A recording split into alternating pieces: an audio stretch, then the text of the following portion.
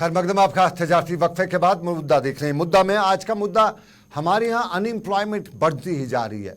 सरकार बताती है लेकिन ये ख़त्म नहीं हो रही है। सरकार दावे करती है, सरकार अपने प्रोग्राम्स में बताती है, स्टार्टअप्स की सरकार बात कर रही है, लेकिन जम्मू कश्मीर में प्राइवेट सेक्टर पनप नहीं सकता है क्योंकि एक पेरिफेरी पे रहता है। यहाँ इतना इंडस्ट्रियल सेक्टर नहीं बन सकता है, यहाँ उतनी ग्रोथ नहीं हो सकती है। कुछ सेक्टर्स हैं, हमारा टूरिज्म सेक्टर है, एग्रीकल्चर सेक्टर है, जिसमें हमारे पास बिजनेस अपॉर्चुनिटीज़ या जॉब अपॉर्चुनिटीज़ क्रिएट हो सकती है। बाकी सब सरकार की जॉब अपॉर्चुनिटीज़ पे ही डिपेंडेंट है। यहाँ जम्मू कश्मीर में आए रोज़ मुजाहरे होते रहते हैं और उन्हीं मुजाहरों में हमारे यहाँ जॉब्स की बात, वैकेंसीज़ की बात की जाती है। और आज के इस प्रोग्राम में हमारे पास कई मुद्दे हैं और इसी मुद्दे में ये जो मुद्दा सबसे बड़ा है, जिसे हम अलार्मिंग मुद्दा कहेंगे। और मेरे साथ सलमान निज़ामी, ये नौजवान लीडर हैं, सियासत में हैं, और मेरे साथ अभिजीत जसरोटिया नौजवान है। और जो एक नौजवान की उमंग जो होती है, उसकी कोशिश जो होती है, उसकी चाहत जो होती है, वो ये लोग रिप्रेजेंट सही तौर पे कर सकते हैं। इसीलिए आज के दो नौजवान लीडर मेरे साथ मौजूद है प्रोग्राम में,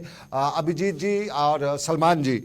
मैं ज़रा जानना चाहूँगा, क्या हमारे नौजवानों का, जो आप खुद भी नौजवान हैं, आप मुझे अभिजीत जी बहुत नौजवान हैं आप, क्या इनकी जो कब तक ही इस तरह से रहेंगे हाथ फैलाए हुए? सरकार बताती है, सरकार दावे करती है, लेकिन प्रैक्टिकली जो हमें नज़र आ रहा है वो ग्राउंड पे नज़र नहीं आ रहा है। सरकार ने इस साल 30,000 नौकरियां दी, लेकिन क्या जम्मू कश्मीर में 30,000 नौकरियों के बाद सब बैठ जाएगा, सब ठप हो जाएगा, अब और कुछ नहीं चाहिए, हो गया फिलअप? देखिए सनम, ऐसा है कि आप एक चीज को समझिए कि 50-60 सालों की अराजकता यहाँ पर फैला कर रखी थी पुरानी पार्टियों ने। जम्मू कश्मीर को मैं बनाना रिपब्लिक कहूँ आज से पहले, तो कोई इसमें दो राय नहीं। दूसरी बात ये आती है, listen man, either you control your tongue. This is not the way to talk nonsense. I know bloody how to teach you a lesson. आप Abhijit you should have at least Abhijit Salman अपने वर्ड्स पे कंट्रोल। आप तो journalist हो सलमान, तफसील पे बात करो ना। What do you mean by nonsense? What do you mean by nonsense? Abhijit, what sort of morons you have got on the debate? This is unlogical. जिन्हें अकल नहीं है बात करने की, सर उसको डिबेट में क्यों बुलाते हैं आप? What do you mean by nonsense? अरे सुनिए, आप जो बात कर रहे हैं ना, उससे कोई लॉजिक नहीं है। नहीं, शर्म कीजिए, थोड़ी सी अगर चले आप तो थोड़ी सी शर्म कीजिए। आप जो बात कर रहे हैं लॉजिकल बात करें। घर का नहीं है। What do you mean by nonsense? Don't you know what to use a word? Word कौन सा यूज किया जाता है? You might be nonsense. What a moron you have called on the debate here. कैसे लोगों को बुला कर आते हो? चलिए सलमान का वर्ड जो है ये बहुत हर्टिंग वर्ड है। सलमान, आप इस वर्ड को वापस लीजिएगा, माफी मांगिएगा। मैं माफी मांगता हूँ अभिजीत मैं माफी मांगता हूँ। सलमान जी इस पे अपनी नाराजगी का इजहार कर रहे हैं। सलमान, लोगों को अकल सिखाएं पहले। ये बड़ी पार्टी के प्रवक्ता है, ये कांग्रेस पार्टी के प्रवक्ता रह चुके हैं। कांग्रेस की बात, कांग्रेस में ऐसे लोग रहते होंगे। कांग्रेस मैंने ये बात, अरे सुनिए, मैंने इनको नहीं कहा ये नॉनसेंस है, ये अपने पे चलिए आप, मैंने ये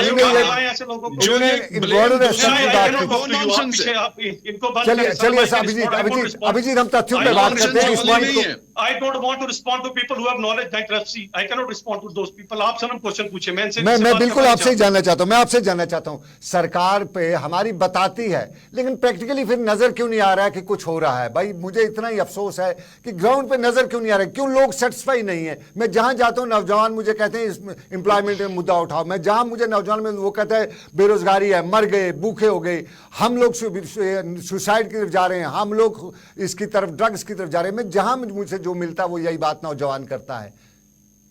सर आप मुझे एक बात बताएं, अगर आप अनएम्प्लॉयमेंट की बात करते हैं तो बिहार के आंकड़े आपको उठाकर देखें, यूपी के आंकड़े उठाकर देखें, आप यहाँ इन सब लोगों के आंकड़े उठाकर देखें, वहां पर मुझे बताया कि सभी के सभी लोग ड्रग्स की तरफ चले गए हैं या सबके सभी लोग? थोड़ा सा आपको करेक्ट करना चाहूंगा, मैं थोड़ा सा आपको बिहार और कश्मीर का कंपेयर मैं इस तरह से करूंगा कि मैं दिल्ली में काम कर चुका हूं और अच्छा खासा मेरे दिल्ली में एक्सपीरियंस है। मेरे जो वहां पे कुलीग्स काम करते थे उनमें 45% से ज्यादा जो लोग थे वो बिहार एक स्टेट से रिप्रेजेंट करते थे। जम्मू कश्मीर से हम 3 लोग थे, जहां 200 लोगों की कंपनी में हम काम करते थे। 45% लोग बिहार के लोग प्राइवेट सेक्टर में काम करते थे। मैं चूंकि प्राइवेट सेक्टर में था तो वहां के लोगों के पास एवेन्यूज हैं, यूपी के लोगों के पास एवेन्यूज हैं, हमारे पास एवेन्यूज नहीं। यहाँ सबसे बड़ा एवेन्यू जो है वो सरकार। चले मैं आपको जवाब देता हूँ, सबसे बड़ी चीज एक समझिए सनम, अगर आप तो इतने पुराने साहब ही रहे हैं, एक डाटा उठा के देखिएगा। अनएम्प्लॉयमेंट जो है ना उसका रेट सबसे कम अगर कहीं है तो टूरिस्ट प्लेसेस पर है। गोवा का रेट उठा के देख लीजिएगा, शिमला का रेट उठा के देख लीजिएगा, इन सब जगहों को उठा के देख लीजिएगा। हमारे जम्मू, हमारे खासकर कश्मीर को तो पूरे जम्मू हिंदुस्तान को नौकरी देनी चाहिए थी, लेकिन 20-30 सालों से जो यहाँ पर बंदूक की कल्चर रही, गन की कल्चर रही, इसके कारण यहाँ पर बाकी वाले एवेन्यूज नहीं खुले। अब खुलना शुरू हो गए, इंडस्ट्रियलाइजेशन भी आना शुरू हो गया। G20 के बाद यहाँ पर और एवेन्यूज, टूरिज्म आना शुरू हो गया हुआ है। आपके सामने पहली FDI 60 सालों में 550 करोड़ रुपए की कश्मीर में आ रही है, और वो भी सऊदी से आ रही है। ये तो होगा ना। अब 60 साल के जो मुझे 2 साल हो गए सुनते हुए, 2 साल हो गए सुनते हुए उसका प्रैक्टिकल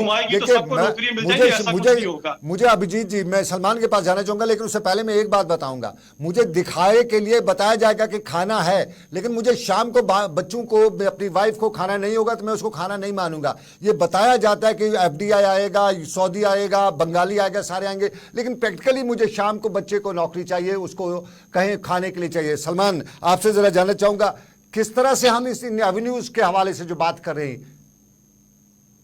देखिए सनम भाई, मैंने तो इनको पर्सनल कोई कमेंट नहीं किया था। जो बात मैंने कहना चाह रहा था, एक मैं प्रैक्टिकल बात कर रहा हूं, मैं डिबेट कर रहा हूं, कोई ऐसी कोई पर्सनल बात नहीं है। मैं कह रहा हूं कि आपकी जो एम्प्लॉयमेंट ग्रोथ है, अनएम्प्लॉयमेंट ग्रोथ, वो डिक्लाइन हुई है, उसका मुझे जवाब चाहिए। उसमें मैं आपको पूछ रहा हूं कि भाई अगर 7% पिछली सरकार में था, आज 5% क्यों हुआ? आप कह रहे हैं उनका कसूर है, अरे वो चोर थे, अरे आप सरकार में 8 साल में हो, आप बताइए मुझे कि अनएम्प्लॉयमेंट ग्रोथ डिक्लाइन क्यों हुआ? आप सरकार में हो, आप कह रहे हो भाई आपने 370 भी हटा दिया, आप कहते हैं मिलिटेंसी भी खत्म हो चुकी है, फिर डिक्लाइन क्यों हुआ? This is my question, simple question. आप वहां से बोल रहे हो अरे उन्होंने इतने सालों में, 70 सालों में, अरे आप 8 सालों में हो, आप मुझे बताओ 7 से 5 क्यों हुआ? मुझे ये सिंपल जवाब चाहिए। आप, जब मैं इरिटेट होता हूं तो आप कह रहे हैं भाई ये बदतमीज आदमी है। जरा अभिजीत से मैं पूछता, अभिजीत ये क्या है?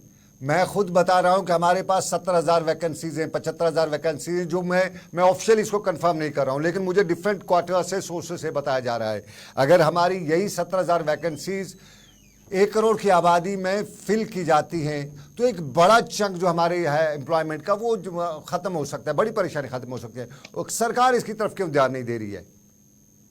देखिए, सबसे पहली ये बात आती है कि 7-8 साल का ठीकरा लाकर आप भारतीय जनता पार्टी के सिर पर नहीं फोड़ सकते हैं। सबसे बड़ी बात यहाँ पर ये आती है कि एक चीज को आप समझ लीजिए कि यहाँ पर जो एडमिनिस्ट्रेशन है उसके अंदर क्या किया जा रहा है, वो यूटी एडमिनिस्ट्रेशन का लेना देना है, पहली बात।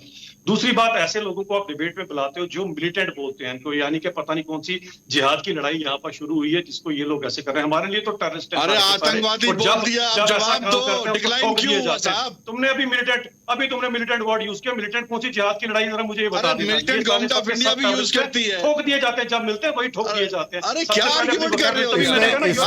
इसमें अभिजीत जी,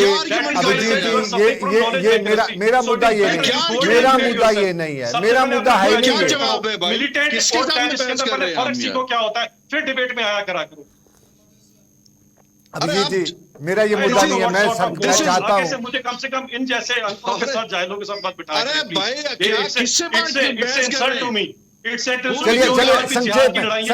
संक्षेप में अभिजीत, ऐसे लोगों को तो मुबारक है जी आप ही को। अभी मुझे लास्ट 10 सेकंड में होप दीजिएगा अभिजीत, मुझे आपके क्या फर्क होता है? मुझे मेरा जो व्यूअर है उसको, मेरा जो युवा है उसको होप दीजिएगा, क्या कोई होप है? अंकल सलमान, मुझे ये बताओ मिलिटेंट और टेररिस्ट में क्या फर्क होता है? बाकी बातें मेरा मुद्दा नहीं है, वो तो मुद्दा ही नहीं है मेरा। अरे भाई, वो मिलिटेंट जाने, टेररिस्ट जाने, आगे जाने को बात करने से कोई मतलब नहीं, मुझे मतलब है मेरे युवा का। अभिजीत जी, मेरे प्रोग्राम का मुद्दा ही नहीं है वो। जिहाद की लड़ाई बता रहे हैं आप। अभिजीत जी, चलिए हमारे प्रोग्राम में मुद्दा जो है वो एम्प्लॉयमेंट का था। अभिजीत जसरोटिया और सलमान निजामी दोनों मेरे मेहमान थे, और दोनों मेहमानों से मेरी गुजारिश थी, मुद्दा हमारा बहुत बड़ा है, वैकेंसीज हैं सरकार के पास, क्योंकि आखिर में माई बाप तो सरकार ही है, तो सरकार से पूछा जा सकता है कि क्यों हमारी 70,000 वैकेंसीज हैं। और ये देखिएगा, मेरे सोशल मीडिया पे इस वक्त एनवाईसीज ही पूछा जा रहा है, और यहाँ पे इतने लोग बेकार हैं। और शायद दुनिया में जम्मू कश्मीर वाहिद स्टेट होगी जहाँ पे 500, 1000, 1500, 2000 के सरकारी जॉब है।